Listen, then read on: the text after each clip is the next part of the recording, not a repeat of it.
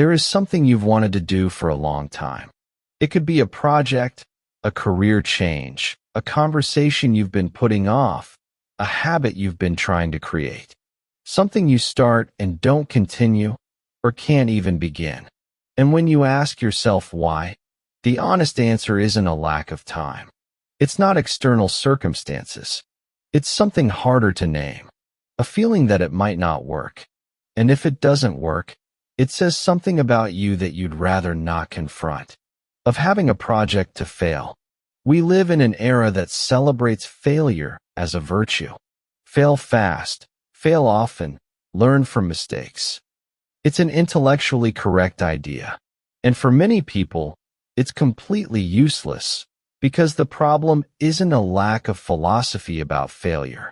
It's that failure was installed as an existential threat long before any philosophy. What your family did when things went wrong, that determines what you do when things go wrong. No exceptions. Do you remember observing in your family? Not yours, someone who shaped you. How was it handled? What was said or not said? What did you learn about what it means to fail by observing?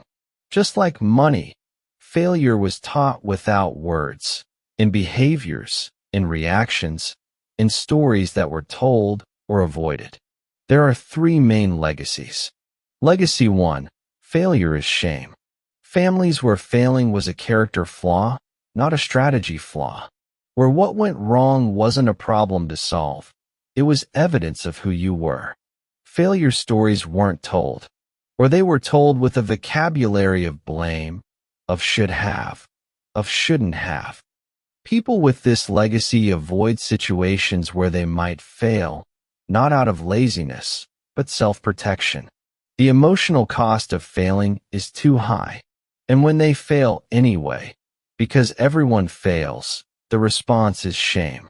Not, what can I learn from this, but what does this say about me? This legacy often creates perfectionism, not the perfectionism of someone with high standards, but the perfectionism of someone trying to ensure they never have a reason to be ashamed. Legacy 2, failure as destiny. Families where things simply didn't work out, and where the implicit response was, that's how it is for us. There was no analysis of what went wrong, no strategy to try differently. There was a resigned acceptance that was passed on as an identity belief. People with this legacy often have a complicated relationship with ambition.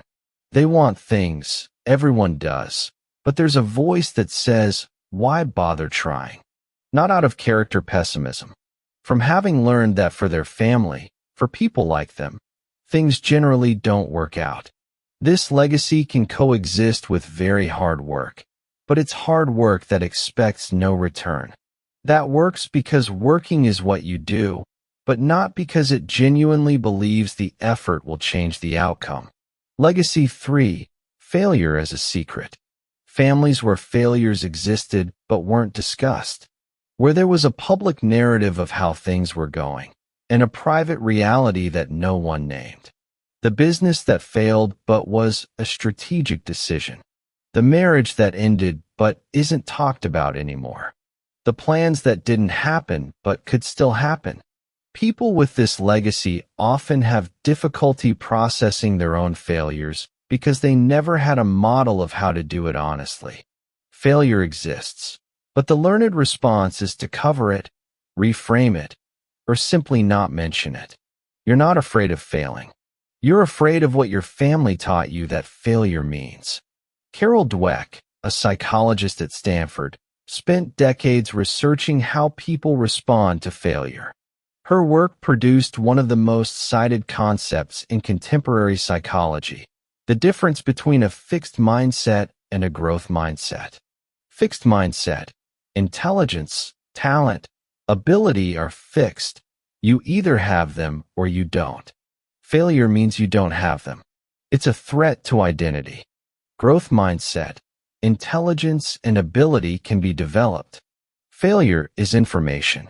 It's an opportunity to learn what you don't know yet. What Dweck discovered that is less cited and most relevant to this episode is how these two types of mindsets are formed. We aren't born with one of them. We learn them. And we learn them mainly by observing how the adults around us responded to their own failures and to ours. You're not naturally of a fixed mindset. You were taught to have a fixed mindset by people who were also taught that way. That said, Dweck's work also documents that mindset can change. It's not easy, it's not quick, it's not guaranteed, but it's possible. And it starts exactly here, by naming where the pattern came from. A failure you saw or experienced that hasn't been processed yet. A specific note for those who recognize themselves in Legacy 1. Failure is shame. Perfectionism has a reputation it doesn't deserve. It's often presented as a quality. I'm a perfectionist, as if it were a sign of high standards. But the perfectionism that comes from fear of failure isn't high standards. It's protection.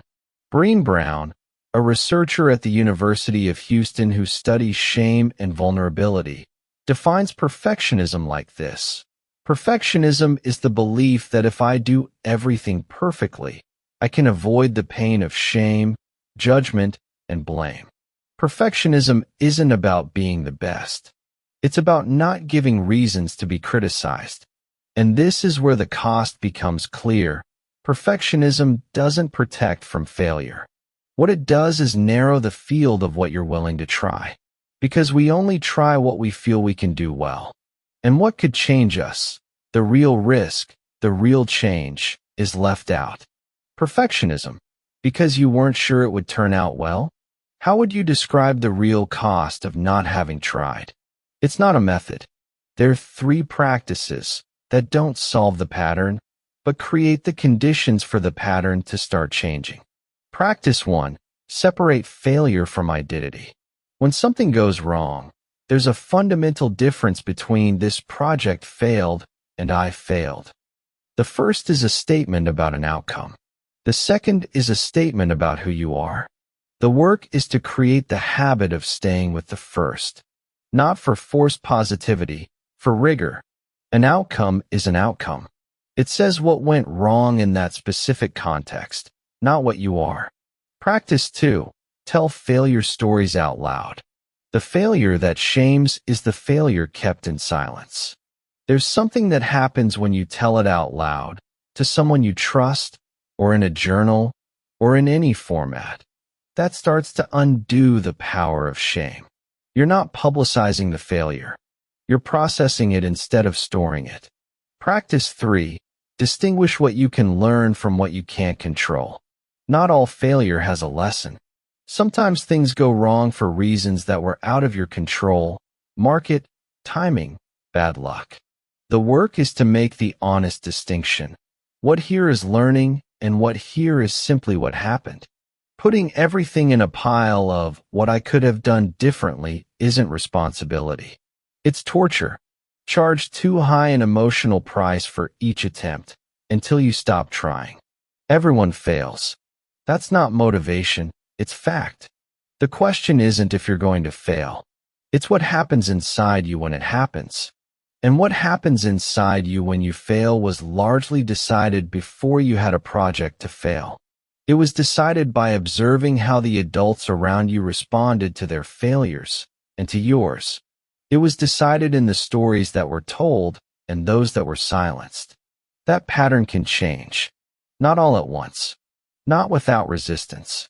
But it starts exactly here, by naming it with enough clarity to see it operating.